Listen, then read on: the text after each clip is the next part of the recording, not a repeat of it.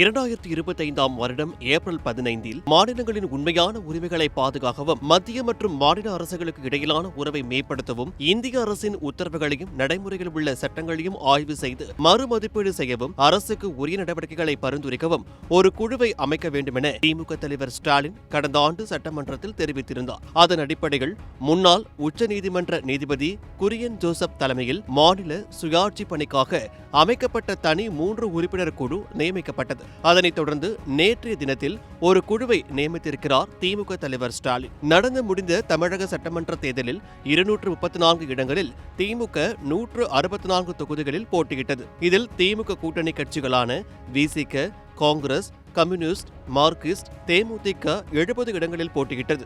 நடந்த இந்த தேர்தலில் திமுக கூட்டணி கட்சி 73 தொகுதிகளில் வெற்றி பெற்றாலும் தவேக தலைவர் விஜய் அவர்கள் 108 இடங்களில் வெற்றி பெற்றது பெரும்பான்மை வகித்தார். ஆனாலும் ஆட்சி அமைக்க தேவையான அமைச்சர்கள் தேவைப்பட்ட மாத்திரத்தில் திமுக கூட்டணி கட்சிகளின் ஆதரவோடு முதல்வர் விஜய் ஆட்சி அமைத்தார். திமுக ஆட்சியானது வீழ்ச்சியை சந்தித்த நிலையில் நேற்று சென்னை அண்ணா அறிவாலயத்தில் திமுக தலைவர் ஸ்டாலின் அவர்கள் தேர்தல் தோல்வி குறித்து ஆய்வு செய்வதற்காக கூட்டம் நடத்தினர். தேர்தல் தோல்வியே ஒரு அரசியல் சுனாமி என்று குறிப்பிட்ட ஸ்டாலின், தலைவர் என்ற முறையில் இந்த தோல்விக்கு நானே பொறுப்பேற்கிறேன்.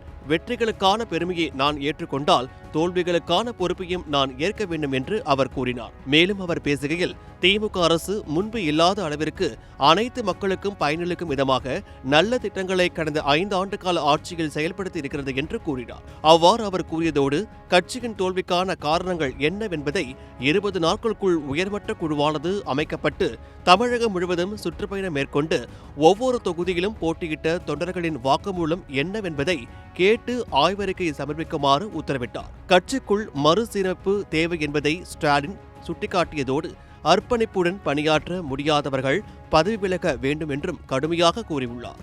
திமுகவின் தோல்வி குறித்து கட்சி தொண்டர்கள் தங்கள் கருத்துக்களை தெரிவிப்பதற்காக ஒரு இணையதளம் தொடங்கப்படும். கட்சி தொண்டர்கள் கொடுக்கும் கருத்துக்களின் அடிப்படையில் கட்சி கட்டமைப்புகள் மாற்றங்கள் குறித்த நடவடிக்கை எடுக்கப்படும் என்றார். ஆனால் நேற்று அவர் ஆற்றிய உரையின் அடிப்படையில் யார் தலைமையில் இக்குழுவை நியமித்திருக்கிறார் என்பது இன்னும் தகவல் வெளியாகவில்லை.